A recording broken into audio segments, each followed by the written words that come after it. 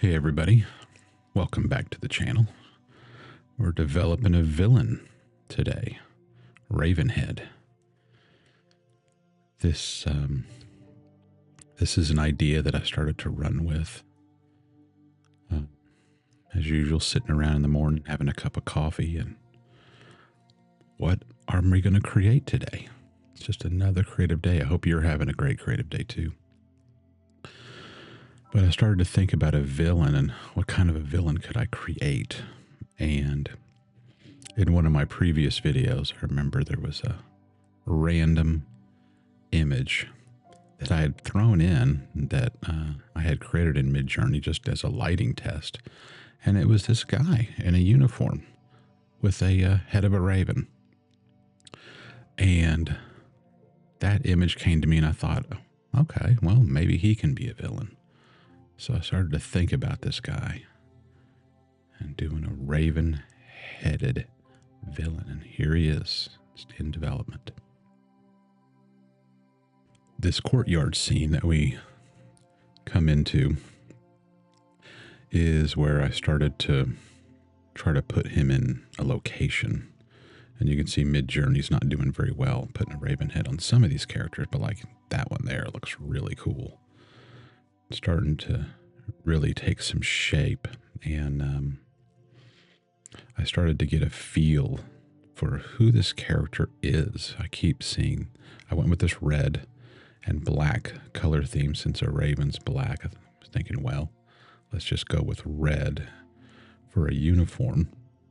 And I kept pursuing this military style uniform, and his character continue to develop into a military type leader, a military villain. And so I started to think about military leaders and the villainous ones throughout history, and Stalin came to mind. That very, communistic leader, tyrant. Stalin was known for killing tens of millions of people in his own country. And this type of motive started to become apparent with this raven-headed man, that he would be leading a nation, and his pursuits are just. He wants peace and unity in his country, this country that he grew up in and his fathers and grandfathers were in. But his means to achieve this end are what's evil, because he is going to do whatever it takes to lift a curse that's on him. And it became, how did he get a raven head? What happened with his character? And started to imagine that he was cursed by someone, somewhere, had a curse laid upon him, and he had this raven head. And as he wants to abolish this curse, it became clear that he had to annihilate his enemies, and there was an enemy who he had to destroy in order to lift this curse off. So that's where I started to imagine he was a pretty mean guy and would really, really be merciless to do what it took. And here we are in the cemetery, another location. Started to pursue a different location just to mix things up a bit. We can see when we got into the cemetery, it adds another feel to this character. And I'll go into my process a little bit. You can see me adding images in as references. And I'm using the Niji model, Niji 6, at the time I've made this video. And as I add these reference styles back in, it helps reinforce, it helps direct and guide Midjourney of where to go stylistically as well as helps with poses, helps with framing, and the more cinematography aspects of the image. And I do that a lot with my creative process with Midjourney. I'll start feeding images back into Midjourney that it's made to help direct it. Still haven't quite gotten consistently the Ravenhead. It's still putting human heads on a lot of the characters here. But as we move on, I keep getting better and better ones. I keep doing a prompt adjusting. I'll fix the prompt, move the prompt, try to see what I can do to keep pushing the image where I want it to go. Right here, yeah, I love the style of that particular character, and that's, you can see with the paperclip added to the image. That's what that means. It's a style reference, and then if it has the little picture, it's an image reference, and so I use combinations of both. And I really like that one. That just has a look and a feel that I really enjoyed. So I kept that one for later. Put a heart on that one. If you like it, stick a heart on it. And it's interesting going through and exploring villains, because it is a process of exploration to find them. Here I started just rendering some without image references to see what Midjourney would give me. And I put a gun in his hand to start to get a different feel. He might be facing down an enemy or a hero right here. You can imagine a heroic character now encountering him at this point, and he's threatening him. And this creative process is always the joy. That's the fun. How do we find a character? How do we find a look? What about the colors?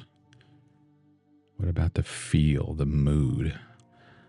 I mean, look at that. We've got rain coming down, and he's got guns in his hands, and there's even ravens flying through the air. We've got Christian crosses in there. And as a Christian myself, it's important to have Christian imagery. And in most things that I do, I like to try to put it in there. I don't know about you, but my creativity always flows from God, from my creator, from that higher power where everything comes from. That one with the hat, I started to pursue a hat too. Started to realize here he needs a hat. We never know where good ideas will come from. And as you can see, as Midjourney feeds me images, those images become more and better ideas. And then I'll tweak the prompt a little bit and say, okay, let's see if we can go this direction more and this direction more. And you can see I'm really enjoying these. The style I like. I'm liking the style of the image. He's very clear. The background is out of focus.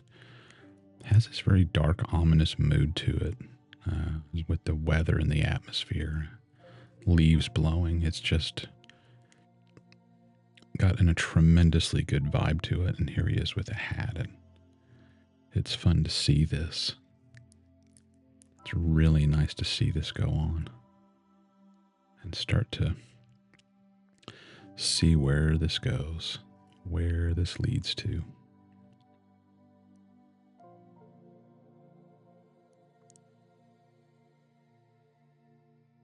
Yeah, I'm liking that a lot. And look at that.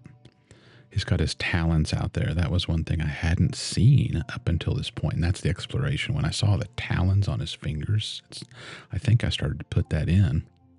That, oh, he's got to have talons on his fingers like little, raven's claws would have, and it really just kept pushing his character. So, and then we broke away from that and started to do some more freestyle development, and I love that image. I mean, he's just really looking like a real character now. He's just all of a sudden started to come to life in a way that is thrilling and exciting to see. He seems to have a real attitude now, and his eyes have have a beautiful look. And yeah, now we're coming back and seeing putting talons on his hands and keeping those going, keeping that idea and just pushing it further. And now when he's got a hat on, he's got a gun in his hand, he's got his uniform, he's got his feathers coming off on the side. He's just really getting fully developed. Really, really beautiful. I really have enjoyed so much making this character. It's just been a tremendous experience. And by the way, guys, if you haven't yet, please like the channel and hit that subscribe button. Really helps promote these videos and get them out so YouTube can spread them out to other people who might be able to like them just like yourself and enjoy these. Just little walks through our creative process in art. Thank you for doing that. Yeah. And now, and with that one, he seems like a fully developed character. It seems like when I got here, I was like, wow, okay, we've gone just about as far as we can go. He just has ravens flying around him. I love the color. I love just the stark mood of the red and the black, this slightly really dark navy blue uniform he's got. He just seems very threatening and ominous and evil. And that's it, guys. I hope you really enjoyed going on this journey with me, this creative journey. It was quite fun to develop Ravenhead, and I hope you enjoy him as much as I do. And I hope you guys have a great creative day. See you next time.